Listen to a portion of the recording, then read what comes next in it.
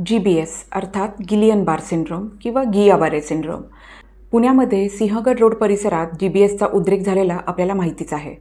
परंतु आता पुण्यातील इतर ठिकाणाहून सुद्धा काही केसेस ह्या समोर येत आहेत. सुरुवातीला सिंहगड रोड, नांदेडगाव, धायरी, खडकवासला या क्लस्टरमध्ये आपल्याला GBSच्या केसेस या सापडल्या. आत्तापर्यंत राज्यभरात 150पेक्षा जास्त GBSचे पेशंट्स हे आयडेंटिफाय झालेले आहेत. यामध्ये काही पेशंट्स हे PCMC मधले आहेत, काही PMC मधले आहेत, काही पुणे जिल्हा ग्रामीण भागातून आहेत, तर इतरही काही ठिकाणाहून काही पेशंट्सची नोंद ही झालेली आहे. तर आधीच्या क्लस्टरशिवाय इतरही भागातून आपल्याला जर GBSच्या केसेस आयडेंटिफाय होत असतील तर हे निश्चितच चिंताजनक आहे.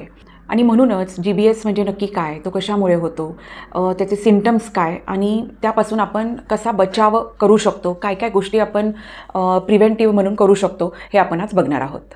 तर GBS अर्थात गिलियन बारे सिंड्रोम किंवा गिया-बारे सिंड्रोम. तर GBS हा आजार म्हणजे एक न्यूरोलॉजिकल डिसऑर्डर आहे, ज्यामध्ये शरीराची रोगप्रतिकारक शक्ती ही मज्जातंतूंवर हल्ला करते आणि त्यामुळे स्नायूंमध्ये कमकुवतपणा येतो, वीकनेस जाणवतो आणि त्यामुळे इतरही काही कॉम्प्लिकेशन्स आपल्याला पेशंट्समध्ये दिसून येतात. GBS ही एक ऑटो इम्यून डिसऑर्डर आहे. प्रामुख्यानं बॅक्टेरियल इन्फेक्शन किंवा व्हायरल इन्फेक्शन नंतर GBS झाल्याचं दिसून येतं.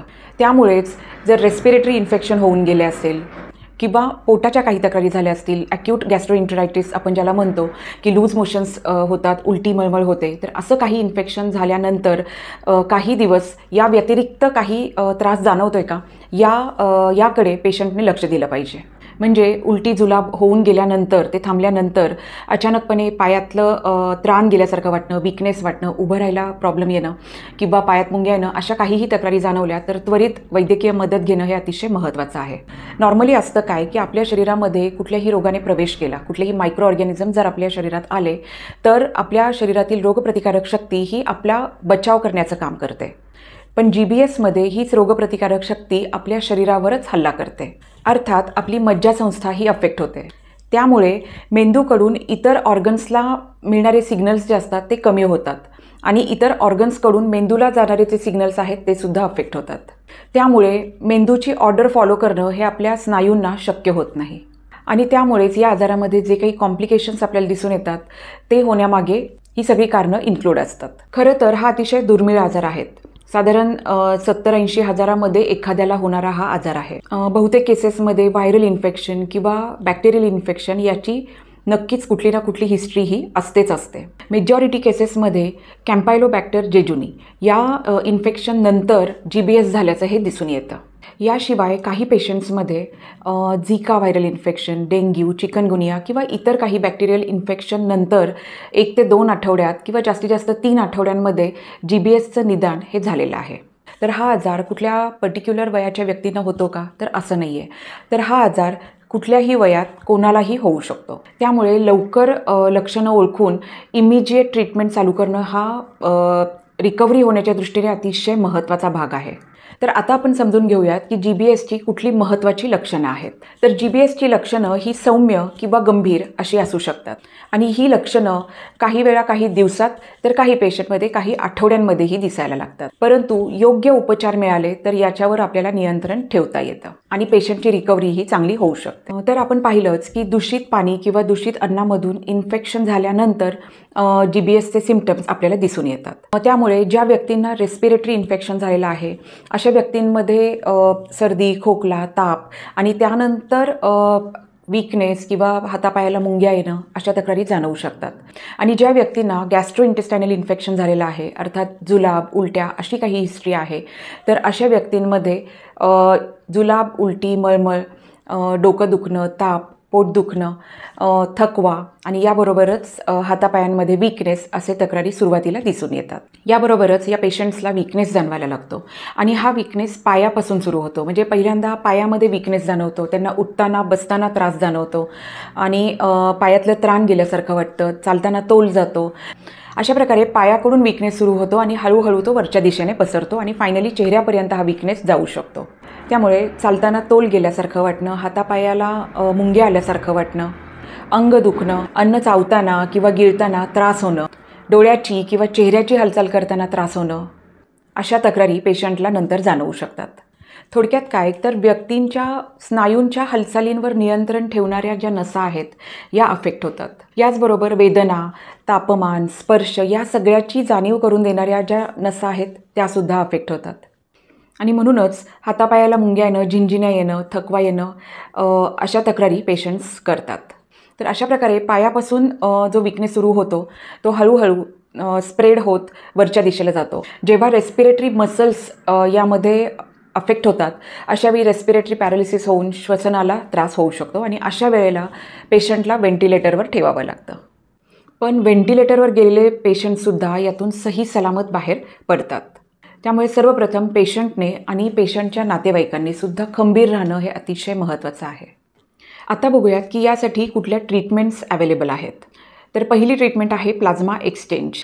यामध्ये शरीराला हानी पोहोचवणाऱ्या अँटीबॉडीजचा शोध घेतला जातो आणि त्या प्रकारे औषधे दिली जातात.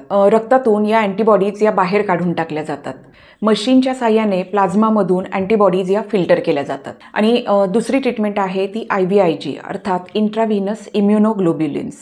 यामध्ये इम्युनोग्लोब्युलिन्सचे इंट्राव्हिनस इंजेक्शन दिले जाते. यामुळे होतं काय की तुमची जी रोगप्रतिकारक शक्ती जी तुमच्याच विरोधात काम करते तर तिचा इफेक्ट कमी व्हायला मदत होते. पण डायग्नोसिसबद्दल जर बोलायचं झालं तर डायग्नोसिस मेनली या लक्षणांवरून पेशंटच्या हिस्ट्रीवरूनच केलं जातं. त्या व्यतिरिक्त काही जर तपासण्या कराव्या लागल्या तर त्याच्यात इलेक्ट्रोमायलोग्राफी, लंबर पंक्चर, MRI अशा काही तपासण्या या केल्या जातात.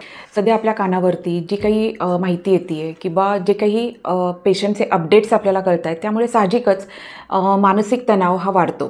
पण या काळातही आपण खंबीर राहणं हे अतिशय महत्त्वाचं आहे. महत्त्वाची गोष्ट जी मी सांगू इच्छिते ती ही की जरी या केसेस इतक्या नंबरमध्ये दिसत आहेत पण यातून बऱ्या होणाऱ्या केसेसही भरपूर आहेत. त्यामुळे निश्चितच आपण पॉझिटिव्ह राहणं हे अतिशय महत्त्वाचं आहे.